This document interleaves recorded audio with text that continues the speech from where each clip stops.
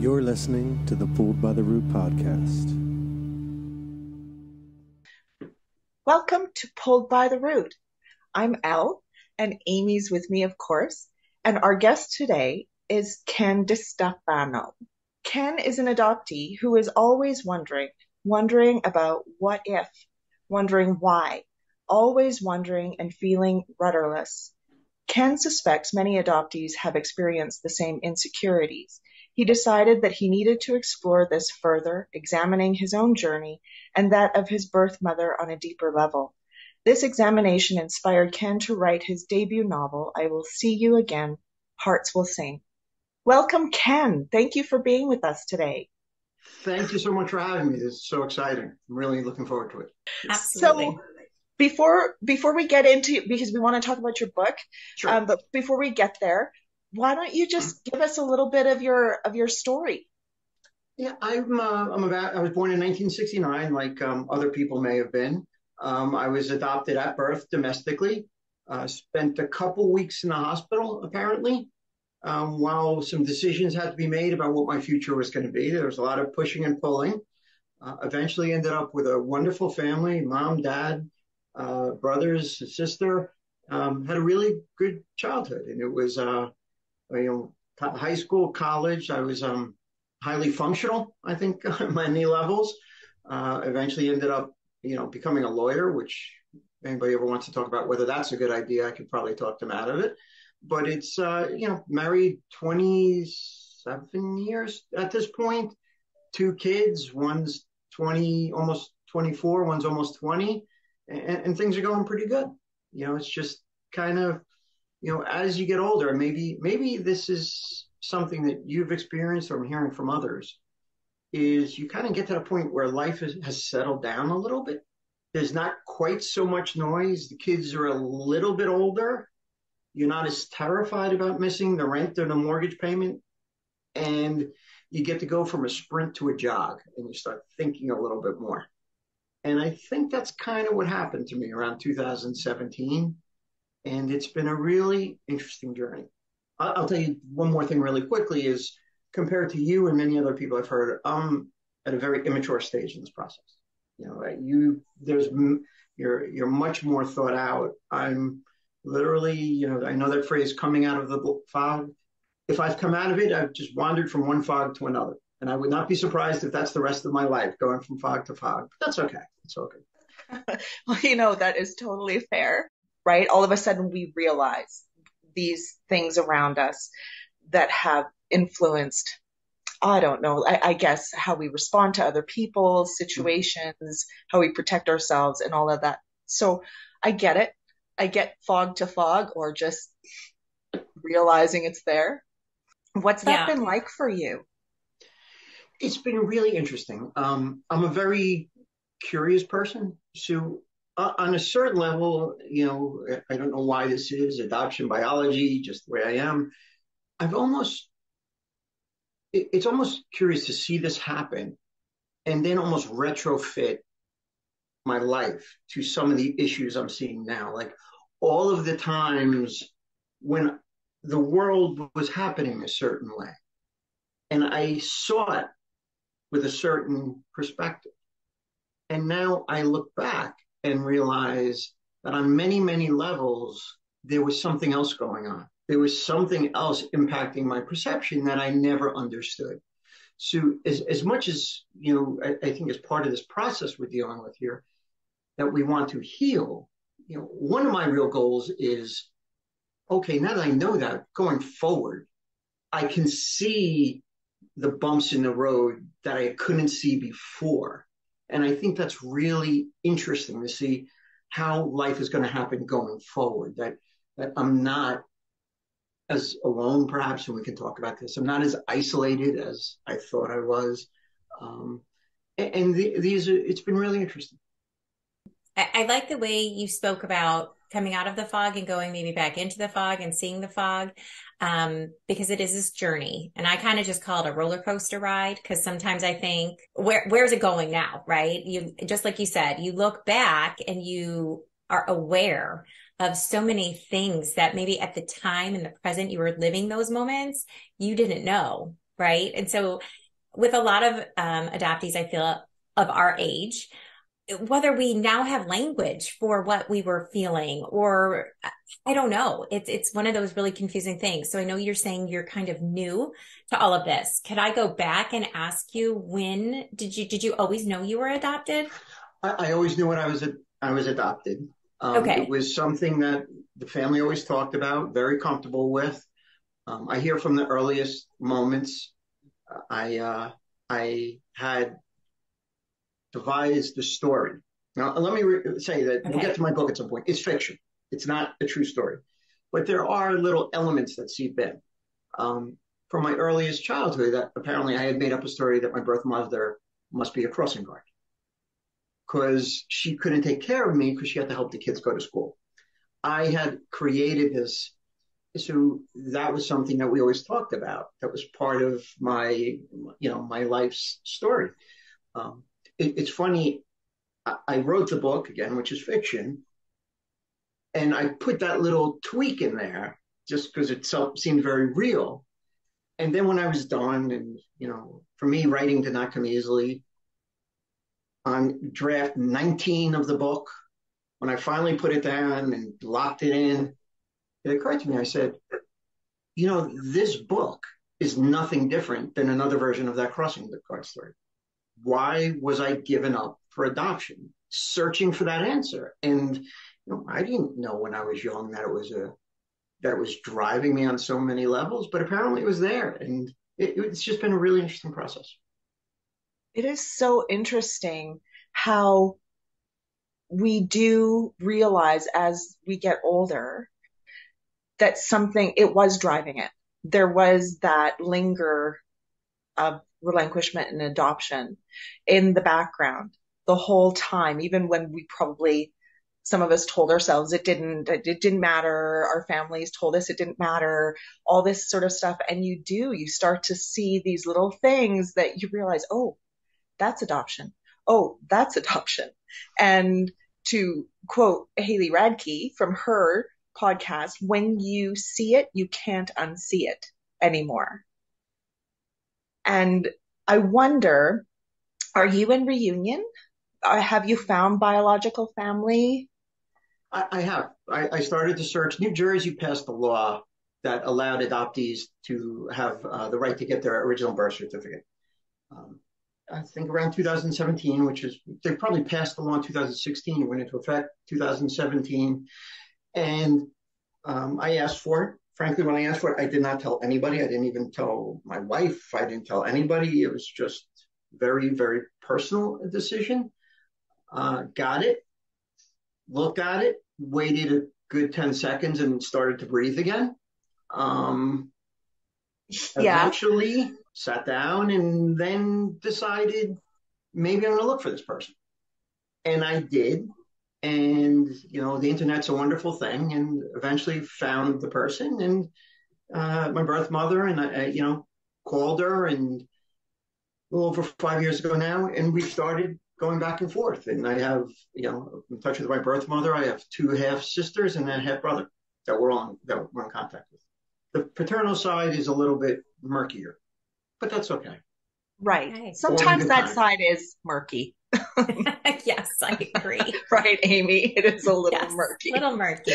So do you have a moment, Ken, that what pushed you in 2017 to, go that route? Was there something in your life, or is it something you always thought about and you were just aware that records became opened? One of the things that really struck me, which was a problem, and I don't want to, in the book, is I tried to get, once I wrote, I tried to get it to editors and everything. And they said, no, it doesn't follow the hero's journey. You can't do this. It doesn't work. Hero's got to be decisive. There's got to be a call to action. There's all these things I don't know about. I wasn't an English major.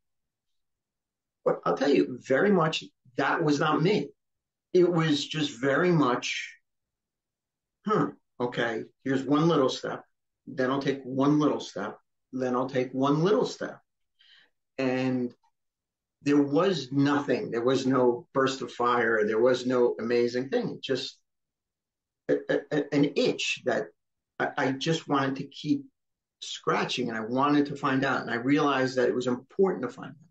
And there was also the element, everybody's wired different. I have this desire to solve puzzles, like, yeah, and I don't mean like to square things with the little pieces. I mean to figure out riddles and stuff. And I was also very conscious of many times I would be there getting ready to take the next step in the search and say, am I doing this because I want to do it? Or am I doing this because my compulsion is saying, this is the next thing to do. This is the next thing to do. This is the next thing to do. And I didn't want to be that. This was too important. Every step had to be a decided choice. And that's, doesn't make for, perhaps according to some people, great fiction. I mean, I guess that's to be determined, but that was really my story. There was no central thing. I think often life isn't a series of enormous, mind-blowing moments. It's these little niggling things at the back of our minds, or just this little coincidence over here that leads us into the next step. Life is more subtle often than I think sometimes we want to admit, or because it's not exciting. And everybody, especially I think people who are listening in on the adopted person's journey, they want drama, right? And usually it's pretty regular, right? So, and there's dramatic moments. Sure. It's a slog. It's just life is one step at a time and just going forward. I completely agree. And so I'm curious, when you found your biological mother, or I don't know what language you use, I say first mom, right? Whatever you want to use. What was that like? Had she been hoping you would find her? Had she thought it would never happen? How did that go? Well, believe it or not, I ultimately got a phone number and I called. And nowadays, like, who answers a call that doesn't have caller ID where they nobody? She picked it up. I later found out because she thought it was the utilities guy. Somebody picked me. So she picked it up. I said, hello, is this? And I said her name. And she said, hello. And I said, I just want to let you know I was born, and I said my birthday, and the hospital. And I hear on the other end, oh my God, I always knew you'd find me. Wow. Amy, right? Yeah. And apparently I mentioned I had the half brother and the two half sisters. They knew of me. I was spoken about freely in their house. So it was very interesting, to them to get to know me. It's a little bit, I think you two can relate. It's been a little thornier. And I don't mean this in a judgmental way at all, but it's a little more complicated on the adopted family side. Yes. Listen to us. So tell us, yes. Yes. So please tell us a little bit about how that's going for you. I sincerely couldn't ask for more for my adopting family. But one, this is a journey for me that started 6 years ago, probably started 54 years ago without me even knowing it. They perceived the world a certain way, which was a totally fair perception based on the way I projected myself. So it was hard to understand, I think. And I have a mom and brothers and sister. I will say I couldn't be more. It's been great, the support I've gotten. But it's clear that it's not something they understand, and they've shown interest and willingness to understand.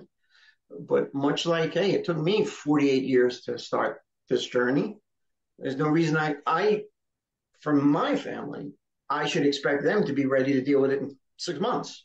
So I'm very optimistic that it's going to go there. But there are, I've listened to both of you on other podcasts, and I understand there's the range of normal, and then there's the range perhaps of abnormal, which might in some way apply, and there's uniqueness. But I've been happy, but it's not easy, and that's one of the things I tried to put in a book a little bit is if I told my story as an autobiography, you're kind of painting people a certain way. when you make it, by making it fiction, I was able to soften the edges, I think, and make characters that were likable, unlike myself. And by doing so, maybe like help people, see the people around them a little differently. Maybe see a way of thinking about something that they hadn't thought before. And that was, to me, one of the reasons I went with fiction, is because I thought it gave me that freedom to, for a second to wonder, to stand in, Draco Malfoy's shoes when I would never be Draco Malfoy. And I can stand in Harry Potter's shoes. And then maybe sometimes I say, I don't want to be Draco Malfoy. I want to be Harry Potter. And it's just, I thought the fiction gave me a lot more room to kind of let people feel real and connect with the characters. I understand that. Sorry, Amy. I was just going to say, in the intro and your curiosity about the what ifs, that's what you can do in fiction, I think. Yes. Right? Mm-hmm. The what if, and what if this had happened, or what if it had gone this way? And that is sort of a fun thing to explore in the fiction realm. So that makes total sense. I love that you did that instead. Now, just back to the thorniness a little bit. The siblings you grew up with, are they your parents' biological children? Are they also adopted? I have two older siblings. One is 5 years older, one is 4 years older. They're biological. And I have a younger brother who's 11 years younger than me, who's also adopted. The older two are biological. And like I said, if, I don't know, your sibling relationships, 11 years is a big age when you're growing up. It's very different. Growing up, to be honest, it's almost like you're not even peers.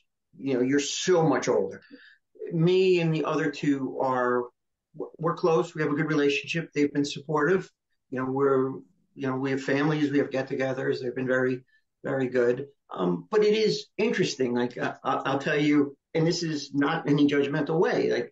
There's my mom, my dad, my older brother, and my older sister, and they all look alike, right? And my cousins all look alike, and that's good. And I'm glad for that. And many people thought I looked like that, but I didn't. And I will tell you, sitting here right now, I still, right now, this is audio, so you don't see the video. My hair is a mess. I can't look at myself in the mirror because I have such issues that I think I'm so grotesque looking, because I don't look like everybody I grew up with. And it's just really, I see that now. I see one of the running jokes growing up in my family was Kenny was awful for pictures. Everybody would be lined up for pictures, and Kenny was a pain in the neck because he just was uncomfortable in them. And looking back, what does that mean a little bit? It's not the biggest thing in the world, but it's just these little things, just being a little different. And even, I'm not saying a smart or not smart. My mind worked a little differently than theirs. And it's just these little feelings where you just feel like you're slightly out of tune with everything that's around you. And it's interesting. And that's certainly no judgment on them. And I'm not putting that on anybody. It's just one of the realities of the situation.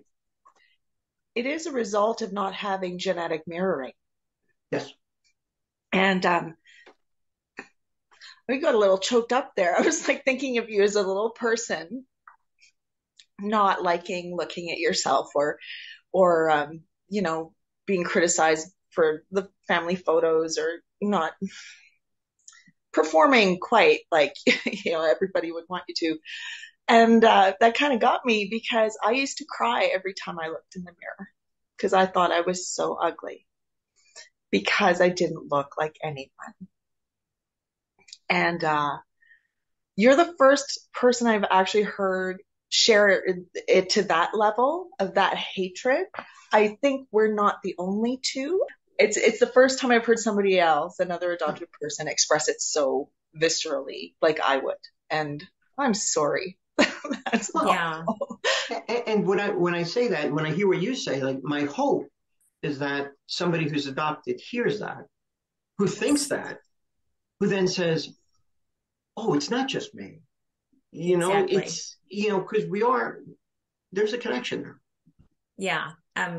Ken, that is so important. And I wanted to also say that there's not as many men who come forward to share their stories and their feelings. And I think that is a real negative for, adult males. And even I have a nephew who's in college who's also adopted. And to hear another man speak out about the things of maybe genetic mirroring not happening as a child, and you being the troublemaker in the pictures because you just felt uncomfortable, right? But you didn't know you felt uncomfortable maybe until you look back at it. That it is, but you sharing this is so important to the community. And I really appreciate that. Well, thank you. But just let me say, I was kind of the pain in the neck with the pictures, but I'm not getting points for saying this. I behaved the way every parent mostly wished their child would behave. Like I'm guessing a lot of adoptees do, other than the fact that I never did my homework, which is a whole other issue, but that's fine. But it was, the picturing was very much like oh God, it's him again. Oh, come on, get in the picture. It wasn't going upstairs and eat soap. It was, exactly what siblings would do to each other. Yeah. So you have your own family now. You have said you have 2 children? I have 2 children. Right now? Yes. Okay. So how did that feel, having your family come together? It's so interesting because you mentioned genetic mirroring. As I mentioned, I'm immature. Wasn't familiar with that term. But when I look at them, there's times when they act certain ways that they're wonderful kids. Let me just say that. I just couldn't be prouder of who they are and everything about them. But there's times when they're kids. And there's times when they act certain ways and I can't avoid responsibility for the way they're behaving. They have many of my quirks. They have my strengths, some of them. I see them in my eyes, I see our approach to the world, and it's wonderful. It's been quite an interesting thing seeing for the first time your own eyes looking back at you. Because I've never experienced it, and you never noticed that it wasn't there until you see it. Right. Exactly. I love how you say you can take responsibility for some of their behavior. I think we all can, and we look at it, we're like, no, they got that from dad, but they actually got it from you. Yeah, my wife and I will, it's never a conversation. You're married, it's never a conversation. It's a clearing of the throat and a look, and you're like, yeah, I know that one's big. Exactly. That's so funny, because here it's like anything sassy that happens, I get the and the look over at me like, pardon, I don't think I'm the only one. I tell you, when my son, who's wonderful, he's got a great job in the city, really successful. He's about to get his master's in economics. When he was in middle school, I think he forgot his book bag 4 days in a row at school. And listen, sorry, I got to take the heat on that one. It's the things I do, but what are you going to do? But it's part of the wonder of it. How is your wife in all of this? I know spouses sometimes are really, they get the brunt of a lot of it, and they think, what is going on with my spouse that I've been with for how many years, right? Because I'm similar timeline to you. I did not search until I was 48. And so kind of the same thing, and I think I took my husband by surprise when I started coming out of the fog on this roller coaster. So she'd been very supportive and indicated that she would have been supportive beforehand. That's wonderful. And that was very nice to know that when I made the decision, there would be this. But it also went towards that element, which, I think I developed in the book a little, and I talked about earlier, is that I didn't want to do it because other people wanted me to do it. I didn't want to do it because this is what people do. I wanted to do it because I wanted to do it. And that was, so she never pushed anywhere near, I'm not implying that at all, but it was nice knowing that when I made the decision, there was going to be support, and there's been support ever since. I'm so glad. I'm going to go back to the thorny part then, because you also said or it seemed like you hinted at that, you've been this person they had known. And with spouses, I'm on a similar timeline too. Like I looked when I was 48, I'm 53, right? So um, I I know that we are this person for how many decades with our adopting families, and also then with our spouse that you've been with long enough to have grown children and things. And then you, the search, the finding, the what ensues from there, whether it's, a positive or a negative or just a regular reunion sort of thing, um, we can often start to change a little bit, I think, because of coming out of that fog or seeing the fog or the roller coaster from fog to fog. And that can often be, I think, what is off-putting to the people around us. It's somehow we're not the same. Is that what you were sort of getting at with your adopting family, that you sort of changed on them?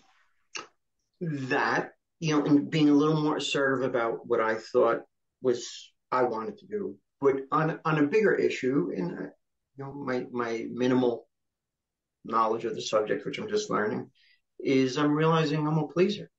The last thing I want to do is make someone unhappy. And even though they're supportive, it hurts them. I can't pretend it doesn't. They pretend it doesn't. And I appreciate them for that. And we have had real conversations. But that's the thorny part, is looking at somebody who you've spent your whole life with, who you've, had a wonderful life, and knowing you're engaging in a process that's going to hurt them because it's what you have to do. And that's to me the tricky part. And especially with my mom, which, there's nothing that, if there was the great, what's that thing what's the great drone in the sky with the camera and the audio? There's nothing they would pick up that would be ample. But you see it in the eyes that it hurts. You do. You pick that up, and it's a really hard place, because that is a person, like you said, you've been to. I had a great life and felt loved, and this journey now that I'm on in discovering, who do you want to share that with? You want to share it with the people you're closest to your whole life. And that, for me, was my mom. And to see the tone of voice kind of change when you mention biological family members, or just, talk about adoption. You pick up on those. They try to kind of maybe hide it and say they're supportive, but the tone of voice, or the facial expressions. Can that I they're yes not and comfortable. You? Yeah. I would think myself, and perhaps other adoptees as well, I'm a master, not a master, that's too much credit. I'm a lifetime dedicated person of reading cues and finding out what people want to hear and want you to be. Absolutely. So we are all so good at that. I'm not surprised.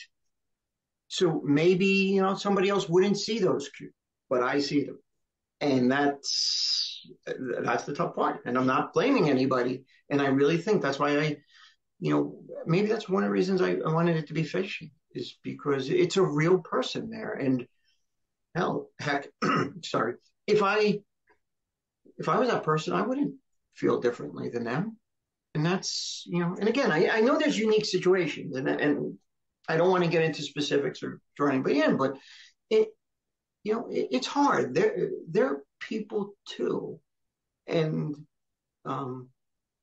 they were trying to do the right thing every step of the way.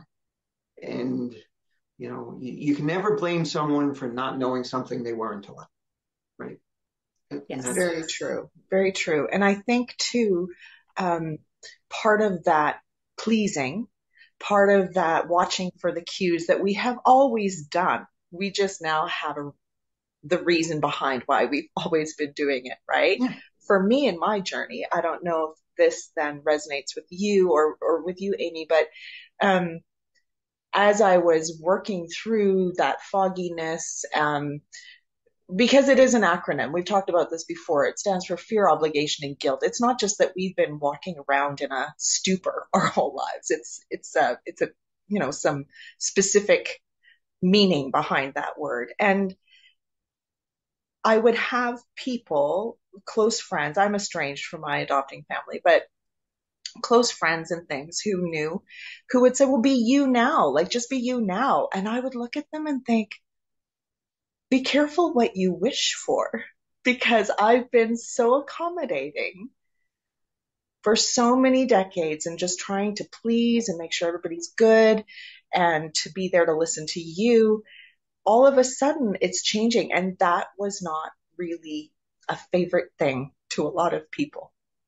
And they are wonderful people, but some of that closeness is maybe not as close anymore. Or I don't know. Did you experience that then? If you're going to not just accommodate or be the pleaser all the time anymore, but say what you like. The way I think about it is I had established myself in some relationships where they were not even. And really don't want to get into details on this. No immediate people in my life right now. So anybody who I know is listening, it's not going to apply to them. But there are definitely some people who I just realized the work was one way. And I don't judge them because over a long period of time, I established that that was going to be the dynamic. And it would be unfair for me to judge them for being surprised at the change, but decided that the dynamic was going to change and they're not in my life anymore. If that makes sense. Yes. So I'm really glad I got to know more of your story, because when we talked, we didn't get much of your story together. So thank you so much for sharing all of that. So tell us how this whole book thing came together, because you said you're not a writer. No, I'm not a writer. And I really glad you asked that, because I want to give the props to the props that are due. And I'm going to mention at least one name you're familiar with. I read a book called You Don't Look Adopted by Anna Heffron. First time I really ever opened a book on that and on that subject. And after I was done, that night I wrote an email, like you write to a lot of emails, telling her what a great thing I thought it was. I could not have been surprised when 20 minutes later I got a reply. And, that started an email relationship back and forth. And then me kind of saying, well, I wonder about this story. And she said, well, why don't we talk about it? And I noticed she was a writing coach. So I said, listen, I'm not a writer. Can you give me a lesson?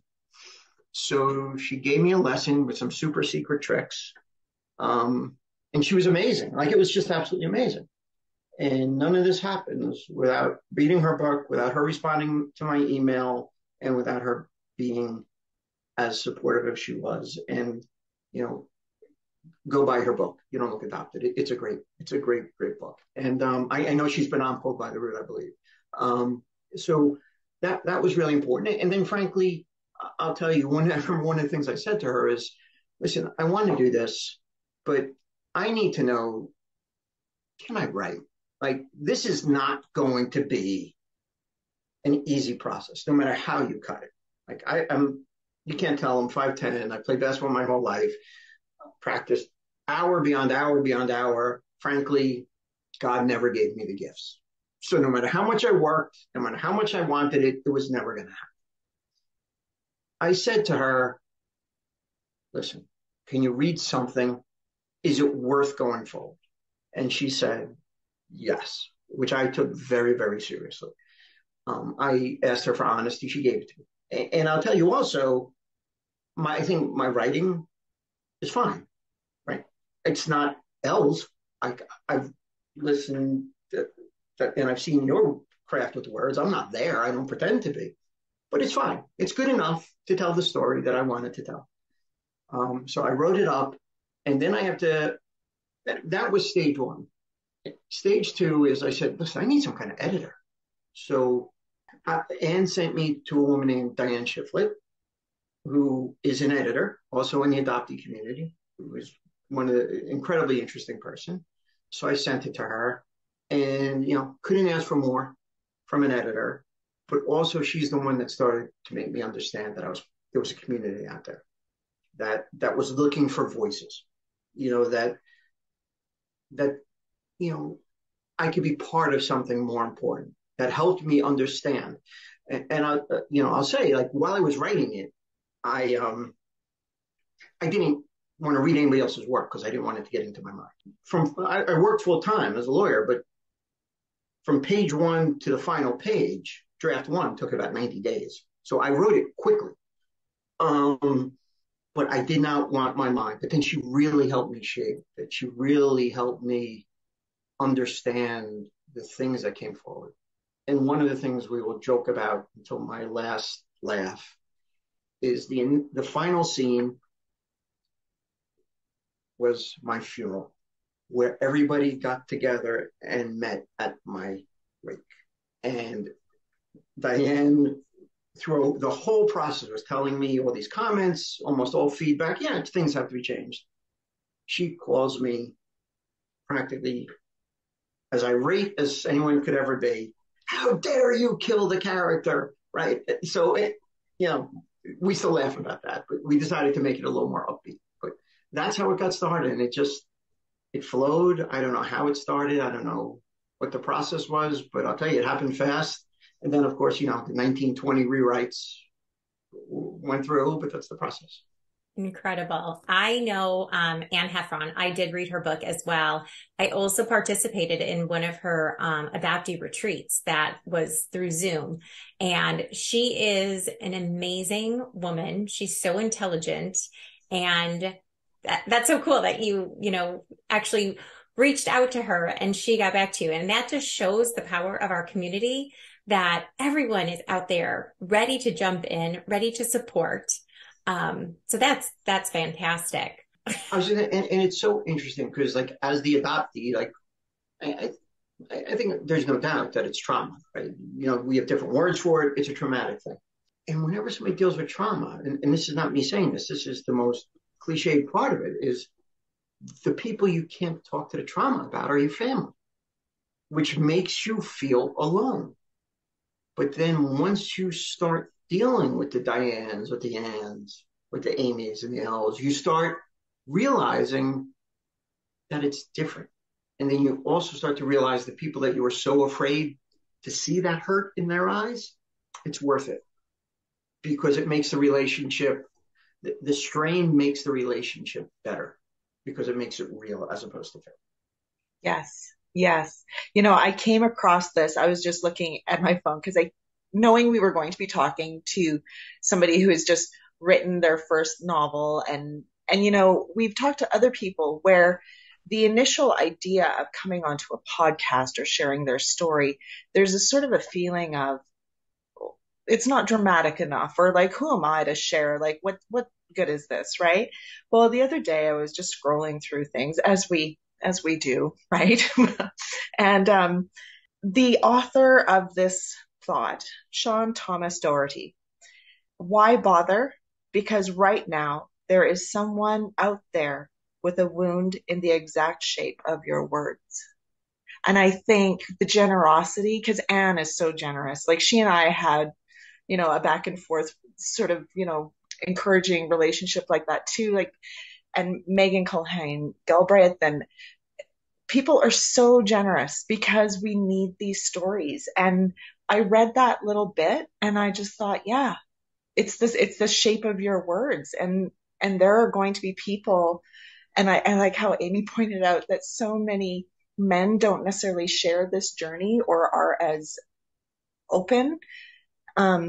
That's important for male adopted people to be able to also know that they can share, they can talk about the fact that it hurts, and the both and of it all, right? You can love your adopting family, and you can also still be curious about where you came from. You can love the life you had, and you can still grieve not being able to grow up knowing who you were biologically, right? Connected to.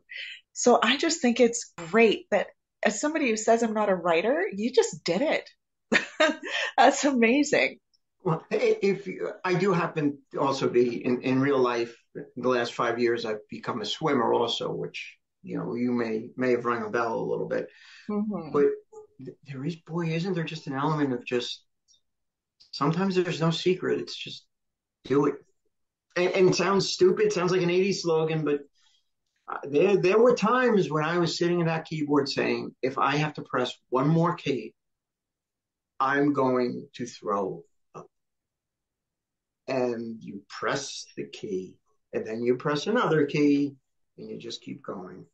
And we'll talk about the book, but you alluded to something earlier about the difficulties of the process, and the spouse is. It's obvious, but this was not necessarily a lighthearted journey to write this book.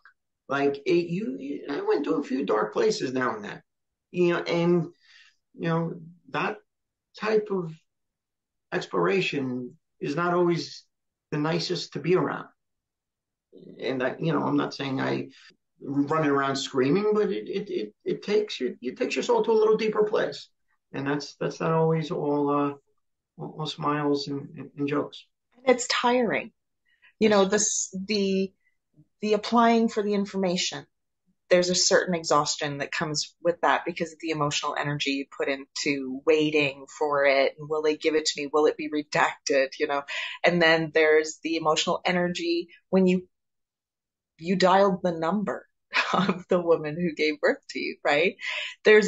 And then you start telling the story.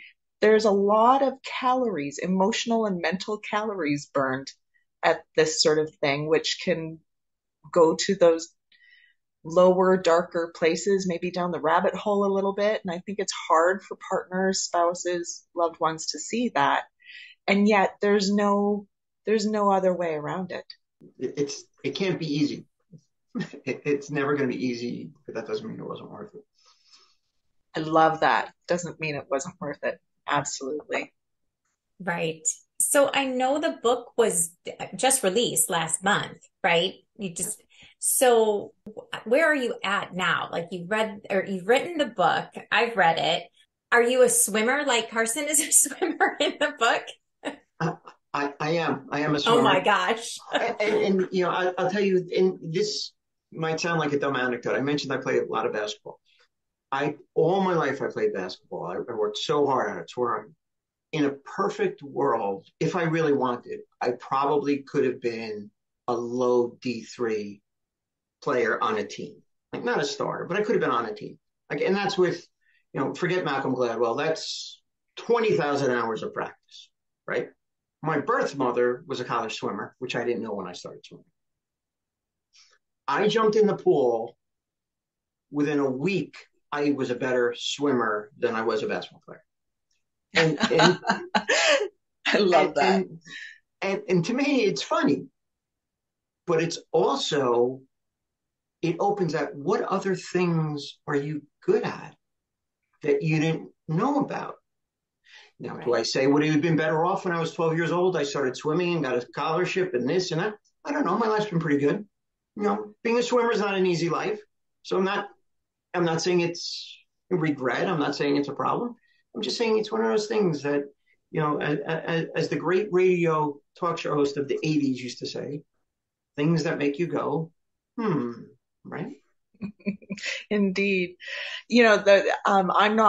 I didn't get to finish the book yet. I'm still, in it, but the swimming thing, because I'm a swimmer. Oh, and okay. I was a swimmer and I when are we going to do Alcatraz? Pardon? When are you going to do Alcatraz with me? Oh, no. Probably not. But is that your plan, Ken? I have to know. Is that your plan? I want to do it again. So you did He's it. already done it. Yeah, I did it. I also did the 8 miler. I did do that. Yeah. Oh, wow. That's amazing. Yeah. I'm not competitive enough, or like I'm a private worker, outer, whatever, swimmer. But what was so interesting was when I met my biological family, the maternal side, and who would have been my grandmother, she was a swimmer. And there's this one fuzzy picture. She's standing on the beach. It's like in the 60s. So she's got like the retro, bathing suit on or whatever. And she's sort of standing sideways, and back to the genetic mirroring and hating how I looked. My first reaction was, wasn't she beautiful? My second reaction was, her shoulders look like mine. And then my husband Tony was like, she even wears the same bathing suit as you. Like it's this like sort of like vintage thing. But to find out that she'd been a swimmer and to find out where that came from in me, because the family I grew up with did not swim. They just don't. And I was a fish. So I love that part of the book that I'm not done yet, but I loved the swimming. Well, I'll tell you a little Easter egg here is there's a scene in the book where the Paula character, who plays the biological mother, is getting ready for a very important meeting. Amy knows what it is. And she's wearing a red sundress with yellow flowers. Okay.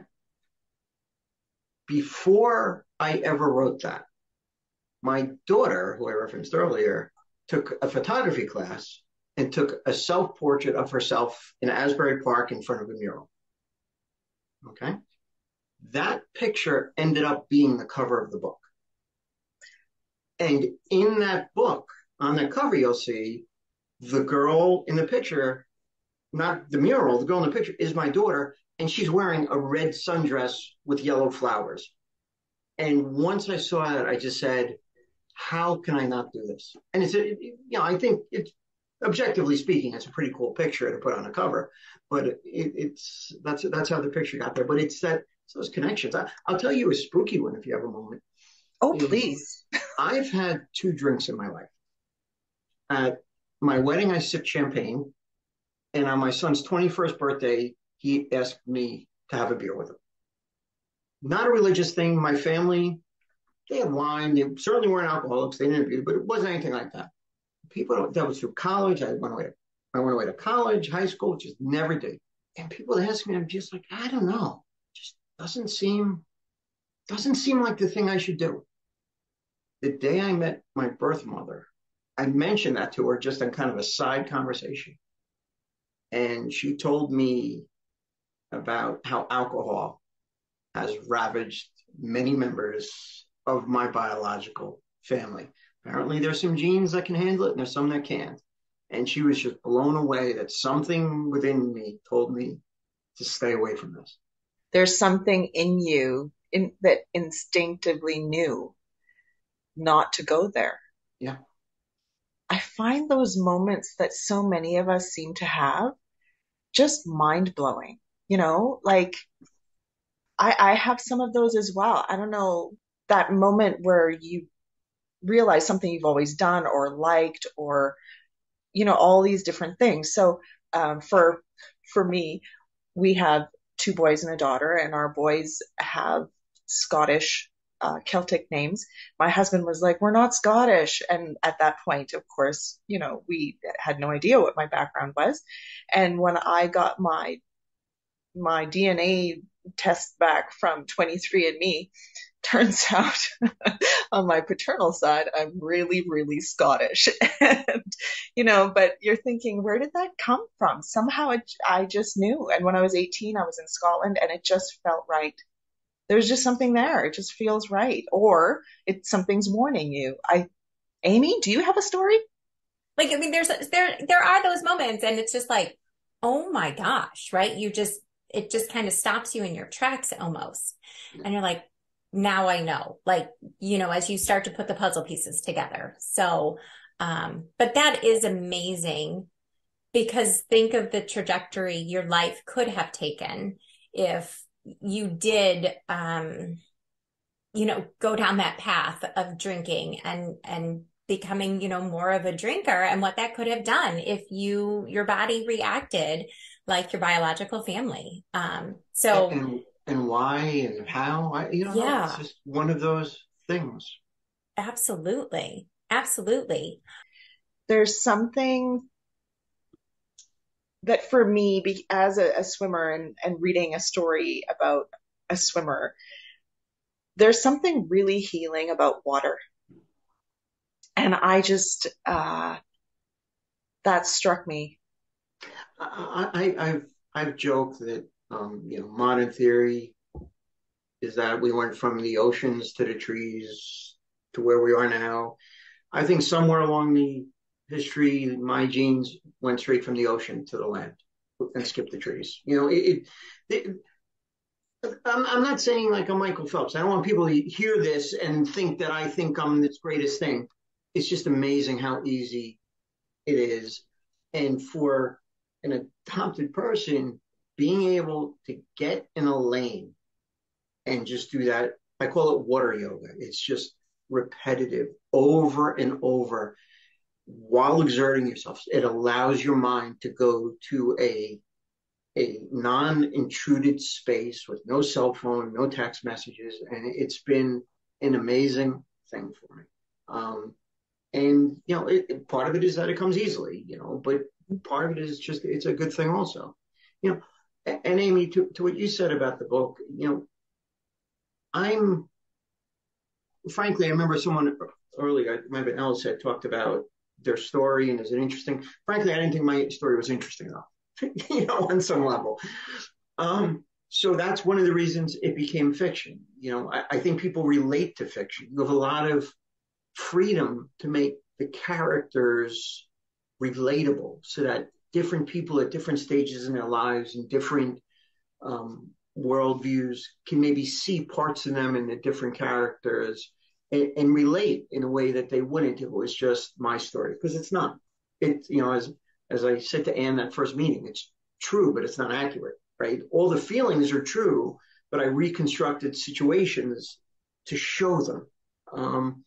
So, I really hope, maybe it's at the end and it's maybe a tad bit narcissistic, but there's an author's note at the end. And it basically just says, adoptees, this is the way I told my story. I'd love to hear yours when you're ready.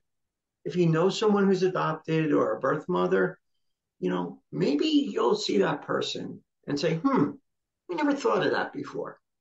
And, for everybody else, just enjoy it. It's fun. It's not the Brothers Karamazov. It's not going to take you a month and a half to read with 17 cups of coffee. It's a nice weekend read, I think, depending on how busy you are. So it just, that was kind of, as I got into it, that was the point of the book. It's just trying to make real characters that people might relate to and say that's kind of a fun thing. And maybe I see something in a perspective that I didn't see before I picked up the book. Mm-hmm. Yes. And maybe with the swimming little, the connection there and it not being, War and Peace or whatever. We're heading into summer. Maybe it's a good beach read. A lot of people, you take your blanket, you go sit in the sun or find a shady spot and just sit and enjoy. And that's it. And even now, understanding the swimming part of it, it sounds like you got through the beginning also, which is all about the Jersey Shore in the 70s and the 60s. And it's a crazy time. And, a lot of that was really going on. And my birth mother talks about just going to these tiny little bars and listening to music. And there's a guy, I don't know if you ever heard of him. I think, she said she used to go hang out and then go swimming right afterwards. The guy named, his name was Springsteen or something. That's what it was down there back then. It was an amazing time. So, grab a book, jump on the boardwalk and enjoy yourself. Yes. And because I'm not like you, Elle, the words aren't too hard. So you don't have to be totally sober to read it.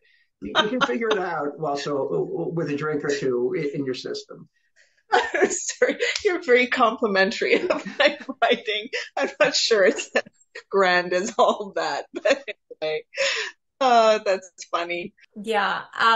So before we wrap it up, I just wanted to also ask, how are the families reacting to the book? Have you gotten feedback from your family? Yeah, a lot of what I talked about earlier about the process was about the process and the book, right? It's been, the birth family is just thrilled out of their minds. They love it. They think it's fun. My birth mother thinks, she's just having the time of her life with it, and I'm glad. The adopted family is, like I said, they're totally supportive. except every once in a while you see that twinkle of pain in their eyes, and it's sad. I mean, you're going to try and be there for them. And, I have to understand that this was my time to make this personal choice to go forward. And it's important for me to trust myself and go forward when I'm ready. But that doesn't mean that everybody's going to be ready at the same time. Right. Right. That's a tough thing. It is. Everybody. It is very tough. And I think you're very brave to put yourself out there. And I always want to write, maybe one day we'll write something. But Reach out to Anne. Yeah, I know, right. But I think just what a treasure for you to be able to put this in words, a lot of it being, relatable to your actual life and the characters that are fictional. It was a really good read, and I think it will be very important to so many who have been touched by adoption, because it's a fun, interesting read, and it's not a memoir where people are like, oh, I can't relate to that. I mean, these are people you can relate to outside of adoption. So I think we're getting probably up on our time, and but to that point is that's what I want. I wanted to create, like, I'm not a person defined by adoption. I'm not only an adopted person, and that's what I wanted to write about, is real people. It's a very important part of me. It was a very important part of my birth mom. It's a very important part of my adopted family, but it's not all we are. So I think maybe that's one of the nice things about fiction, is I could really develop the characters and have them happen to this. And you can see how it happens to a person, and it's not them from page one. That gave me the freedom to do that. Right. And you did a great job. So I appreciate it. Thank you so much. And I just want to know more about you. I know we could keep talking. And as you continue, you're in and out of the fog, I'd love to, keep in touch and, interview with you a few years down the road to see where you're at and where this book has taken and what book you might write next. So my email totally. Well, maybe I'll have to up my game if I'm going to have another one with Elle and some of the other writers I've heard out there. But we'll see how it goes. I love you. Anytime you get in touch, I'd love to be part of anything you're doing. It's really an interesting experience. You said the book's on Amazon, and hopefully people read it and enjoy it, and maybe think about something a little different than they did before. Absolutely. Perfect. Yes. Thank you so much.